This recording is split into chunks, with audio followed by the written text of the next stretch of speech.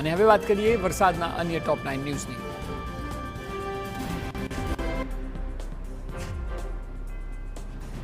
રાજ્યના દક્ષિણ અને મધ્ય ગુજરાતમાં વરસાદનું જોર જોવા મળ્યું છે. રાજ્યના કુલ 156 તાલુકાઓમાં વરસાદ વરસ્યો, જ્યારે રાજ્યમાં સૌથી વધુ સુરતના ઉમરપાડામાં ખાબક્યો છે 6 ઇંચ વરસાદ. તાપીના સોનગઢમાં 4.5 ઇંચ વરસાદ વરસ્યો, જ્યારે દાહોદના સિંગવડમાં 3.5 ઇંચ વરસાદ નોંધાયો. રાજ્યના 70 તાલુકામાં 1 ઇંચથી વધુનો વરસાદ નોંધાયો, જ્યારે 28 તાલુકા એવા છે કે જ્યાં 2 ઇંચથી વધુ વરસાદ વરસ્યો છે.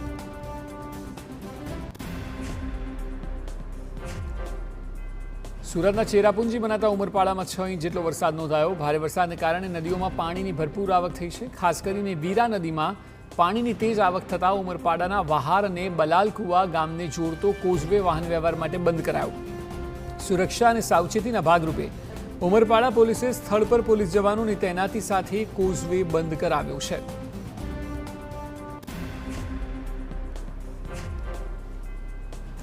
ભરૂચના વાલિયાના ડહેલી ગામ પાસે કીમ નદીનું જળસ્તર વધતા હાલાકી સર્જાઈ. કીમ નદીના બ્રિજનું ડાયવર્ઝન ભારે વાહનો માટે બંધ કરાયું, જેને કારણે વાહન ચાલકો મુશ્કેલીમાં મુકાયા. તેમણે કહ્યું કે બમણો ટેક્સ આપવા છતાં ન તો સારા રસ્તા મળે છે, ન તો ટ્રાફિકની સમસ્યાથી મુક્તિ.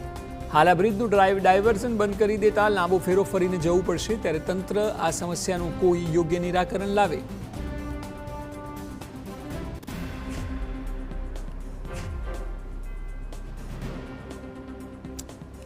તો આ તરફ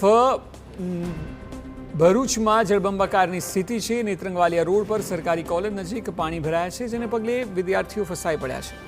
ઘટનાની જાણ થતાં સ્થાનિકો એક્શનમાં આવ્યા. 200 જેટલા વિદ્યાર્થીઓનું રેસ્ક્યુ કરાયું. વિદ્યાર્થીઓને ટ્રેક્ટરમાં બેસાડીને સલામત સ્થળે ખસેડવામાં આવ્યા. અહીં નાળાની સુવિધા ન હોવાથી પાણી ભરાવાની સમસ્યા સર્જાઈ છે. આણંદ શહેરમાં પણ આગાહી મુજબ ધોધમાર વરસાદ પડ્યો. ખંભાત શહેર અને આસપાસના ગ્રામ્ય વિસ્તારોમાં પડેલા ભારે વરસાદને કારણે મુખ્ય માર્ગો પર પાણી જ પાણી જોવા મળ્યું. શહેરના મોચીવાડ, ટાવર, બાજીશાહ અને સાલવા જેવા વિસ્તારોમાં પાણી ભરાયા. બીજી તરફ ખંભાતના ભાલબારા, ગોલાણા, મિતલી, તરકપુર, પાંદડ સહિતના ગામોમાં વરસાદ પડતા ખેતરો અને શેરીઓ પાણીમાં ડૂબી ગયા છે. પંચમહાલના ગોધરામાં પણ ધોધમાર વરસાદ પડ્યો હતો. ભારે વરસાદને કારણે કલેક્ટર કચેરી પાસે પણ પાણી ભરાયા. પરિણામે વાહન ચાલકોએ ભારે હાલાકી વેઠવી પડી. આ ઉપરાંત તાલુકા અને જિલ્લા સેવા સદનના માર્ગો પાણીમાં ગરકાવ થયા. મેસરી નદી પર બનેલો ચેકડેમ પણ ઓવરફ્લો થયો.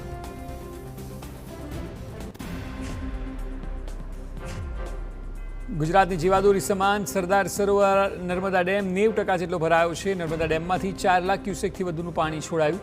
ડેમમાં હાલ 4,49,000 ક્યુસેક પાણીની આવક છે, જેને કારણે ડેમની સપાટી 135.66 મીટર પર પહોંચી. તંત્ર દ્વારા નર્મદા, વડોદરા અને ભરૂચ જિલ્લાના કાંઠા વિસ્તારોને એલર્ટ કરાયા.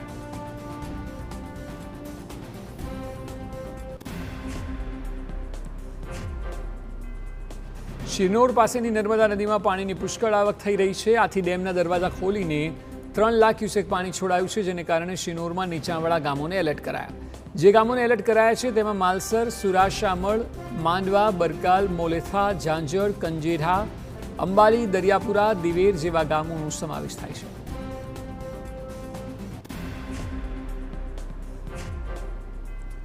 હવામાન વિભાગની આગાહી મુજબ ગુજરાતમાં હજુ આગામી 7 દિવસ સુધી હળવાથી લઈને મધ્યમ વરસાદ થવાની શક્યતા છે. 6 સપ્ટેમ્બર સુધી દક્ષિણ ગુજરાતમાં ભારે વરસાદ ખાબકી શકે છે. આવતીકાલે નવસારી, ડાંગ અને વલસાડમાં રેડ એલર્ટ અપાયું છે. તો છોટાઉદેપુર, નર્મદા, ભરૂચ, સુરત, તાપી, બોટાદ, અમરેલી અને ભાવનગરમાં ઓરેન્જ એલર્ટ અપાયું છે. બોટાદ, અમરેલી અને ભાવનગરમાં ઓરેન્જ એલર્ટ છે.